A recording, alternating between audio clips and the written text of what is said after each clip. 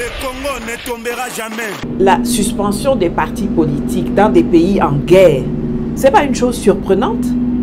Pendant la Deuxième Guerre mondiale, les partis politiques étaient interdits en France. Depuis 2 ans maintenant, depuis mars 2022, Zelensky, votre idole là, a suspendu tous les partis politiques d'opposition en Ukraine. C'est passé crème. Mais quand c'est le Mali ou le Burkina qui le font, ça vient pousser les cris d'orfraie.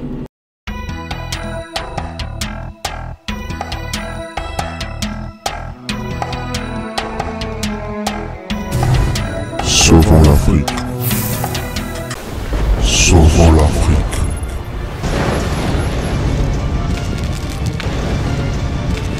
Pourquoi seulement le Mali qui doit être jugé comme un pays de la dictature aujourd'hui par rapport à cette décision? Quand on parle de la dictature, on parle de l'imposition. Ce n'est pas que le Mali. J'ai une liste exhaustive ici avec moi. Je peux même citer l'Ukraine, la France, l'ISA, le Rwanda, la Russie. Je dis bien l'USA, donc les États-Unis d'Amérique. 40-45. Deuxième guerre mondiale. Les États-Unis avaient suspendu toutes les associations et tout le parti politique au moment de la guerre. La France, 45 aussi. Il avait aussi suspendu, ou il avait suspendu toutes les associations et les partis politiques. Le Rwanda ici, avec Paul Kagame, jusqu'à présent, il n'y a aucun parti politique et une association qui parle de la politique. Bonjour, c'est votre frère Neville Le Toko. Comme ma grande sœur Nathalie l'a fait, aujourd'hui, comme le Mali, avec le président, a pris des décisions pour mettre hors d'état de nuire tout ce qui est comme problème. Parce que le pays traverse un moment de la guerre. La guerre gangrène le pays. À quoi bon d'avoir des associations qui ne fournissent absolument rien à la politique? À quoi bon avoir des partis politiques qui ne font absolument rien par rapport à notre pays? Je vous invite aujourd'hui, partout où vous êtes, à suivre religieusement cette vidéo. Notre grande sœur Nathalie Yamba. Elle a expliqué dans les détails, vraiment, les grands problèmes aujourd'hui qui gangrènent le Mali. Et les moments où le Mali est en train de traverser. Suivons la vidéo et puis on va revenir après quelques poussières de minutes. Depuis hier, quand l'annonce du décret portant suspension des partis politiques et associations au Mali a été rendue publique, les gens tapent leur bouche. Que c'est la dictature, que c'est l'enterrement de la démocratie. Mais la suspension des partis politiques dans des pays en guerre, c'est pas une chose surprenante. Pendant la Deuxième Guerre mondiale, les partis politiques étaient interdits en France. Depuis 2 ans maintenant, depuis mars 2022, Zelensky, votre idole là, a suspendu tous les partis politiques d'opposition en Ukraine. C'est passé crème. Mais quand c'est le Mali ou le Burkina qui le font, ça vient pousser les cris d'orfraie. C'est comme quand eux interdisent RT et Sputnik en Europe, ils ont tout bon. Mais quand chez nous, on interdit RFI et France 24, oh, c'est la dictature. Ça va pas, non? Tu vas même entendre des gens pleurer qui n'ont jamais sorti 5 francs CFA de leur poche pour payer la carte d'adhésion ou la cotisation à un parti politique. Ils sont là, matin, midi et soir, à répéter. Moi, je ne m'intéresse pas à la politique. Hein. Moi, je ne fais pas de politique, mais c'est eux qui viennent écrire de longues dissertations ou bien faire des directs kilométriques quand c'est les pays du Sahel qui prennent des mesures appropriées. Les pays en paix, là, qui interdisent l'existence des partis politiques, ils sont là. Il n'y a aucun parti politique en Arabie Saoudite. Il n'y en a pas au Qatar, il n'y en a pas au Eswatini, là à côté de chez nous, il n'y en a pas aux Émirats Arabes Unis, etc. Et il n'y a que le parti unique au Laos, à Cuba, au Vietnam, en Chine, etc. Mais chacun de ces pays-là se porte mieux que n'importe lequel des pays africains dits francophones. Jusqu'à vous prenez votre argent pour payer vos billets d'avion, pour passer vos vacances là-bas. pour faire du shopping là-bas, pour faire votre business là-bas, pour assister à des événements sportifs là-bas, pour vous faire soigner là-bas. Mais c'est sur Mali, Burkina et Niger que vous savez gonfler vos narines. Elles n'ont qu'à gonfler même jusqu'à dépasser le diamètre des phares de la 2 chevaux. On suspend des groupuscules nuisibles et qui ne servent qu'à déstabiliser les pays, collaborer avec les terroristes, nuire aux intérêts des populations, semer les mensonges et la zizanie ou à enrichir leurs animateurs, des partis politiques qui n'existent que sur papier ou dont l'ensemble des membres peut suffire dans un taxi. Et puis ça provoque des palpitations cardiaques chez certains qui se prétendent adeptes de la démocratie. Mais quand tous les pays occidentaux, suivis par leurs moutons africains, ont interdit aux citoyens de sortir de chez eux pendant des mois, interdit même aux familles de se rendre visite, laissant des vieux mourir seuls dans des EHPAD. Ça là, ce n'était pas un déni de démocratie, ce n'était pas la dictature. Ou bien, on a vu les fameux parangons de la démocratie décréter l'état d'urgence pour restreindre les libertés de leur population à cause d'une grippe. Ça, c'était la liberté, n'est-ce pas? Quand on prend des lois pour mettre en prison des gens qui critiquent Macron et sa grand-mère, ce n'est pas un délit de liberté d'expression. Ou bien, on a vu Macky Sall ordonner la dissolution de PASTEF, qui lui, pour le coup, est un vrai parti politique, avec des activités citoyennes et civiques, avec un projet de société, avec de la formation, etc. Mais on n'a pas entendu tous les cris qu'on entend aujourd'hui. On a vu au Tchad, la junte, comme ils aiment dire pour nos gars là. On a vu le junta Déby faire exécuter son principal opposant et détruire le siège de son parti politique. Qui a parlé au... Dis donc, cessez de nous perdre le temps. Je dois aller faire mon sport. Juste un dernier message pour le colonel Goïta, le capitaine Traoré et le général Tchiani.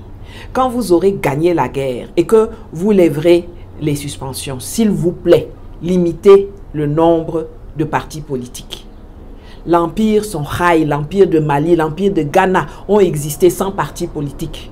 Il n'y a absolument aucune justification à avoir plus de 6 ou 7 partis politiques dans un pays. C'est quoi ça est? Allez, je vous quitte. Je ne sais pas si les Ukrainiens sont de peuple spécial que le peuple malien. Non. Le président Zelensky, le président de l'Ukraine, lui, il a pris une décision. Dans ce période qu'il est en train de traverser, de la guerre, dont il est agressé par le Kremlin, la Russie, il a suspendu tout le parti politique, toutes les associations. Parce qu'au moment où je vous parle, l'Ukraine traverse la fer sur terre.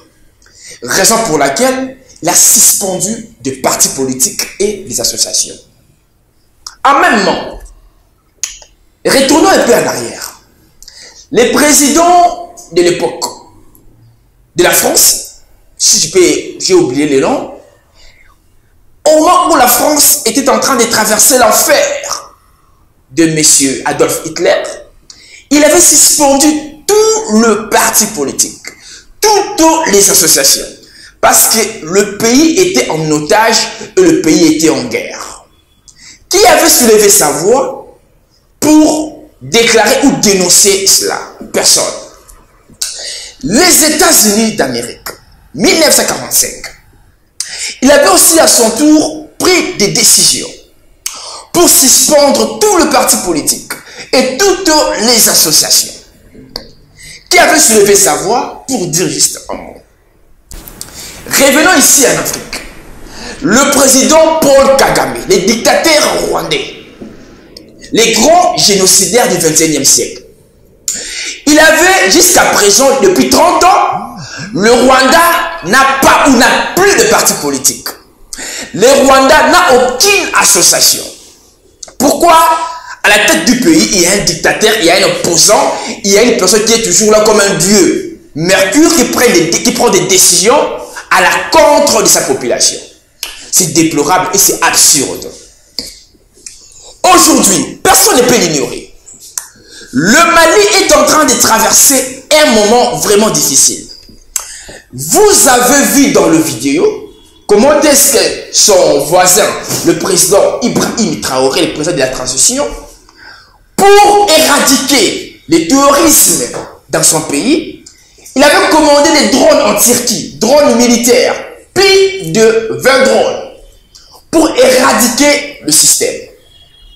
Mais le Mali, selon lui, a trouvé que non, pour sauver ma peau et sauver la peau de ma population et de mon pays, je dois prendre de mesures sévères. Donc, je dois attirer la population à être captée et activée dans cette situation dont le pays est en train de traverser.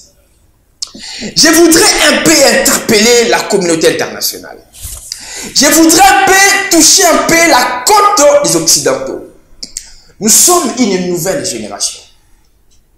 Ce temps-là de la dictature est passé. Ce moment de l'imposition est passé. Ce moment de néocolonialisme est passé. Nous sommes arrivés à un moment où la population lui-même, premièrement, ou elle-même, doit prendre des décisions sévères pour sauver la peau de son pays. Pour faire sortir l'Afrique de cette crise qui gangrène depuis des millénaires.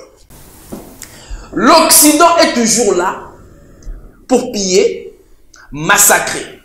L'Occident sont des prédateurs.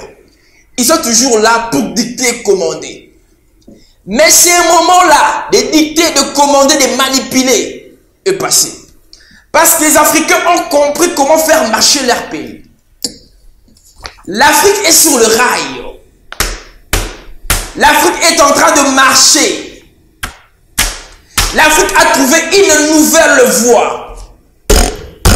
L'Afrique a gagné une nouvelle horizon.